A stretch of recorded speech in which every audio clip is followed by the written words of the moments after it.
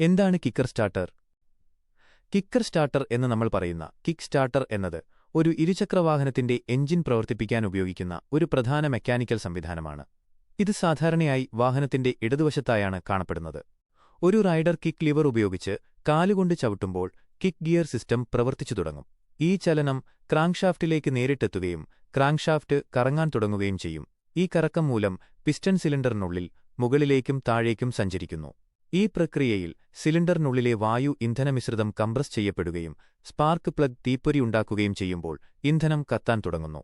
ഇതോടെ എഞ്ചിൻ പ്രവർത്തിച്ചു തുടങ്ങും.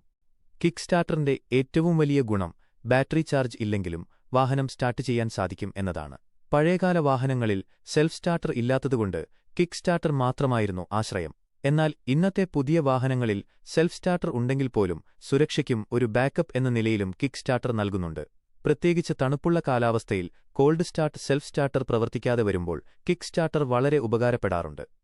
കിക്ക് സ്റ്റാർട്ടറിൽ സാധാരണയായി സ്പ്രിംഗ് റിട്ടേൺ മെക്കാനിസമാണ് ഉപയോഗിക്കുന്നത്. റൈഡർ കിക്ക് ചെയ്താൽ സ്പ്രിംഗിന്റെ സഹായത്തോടെ ലിവർ പഴയ സ്ഥാനത്തേക്ക് തിരികെ വരും. ഇത് അടുത്ത ഉപയോഗത്തിനായി ലിവറിനെ സജ്ജമാക്കുന്നു.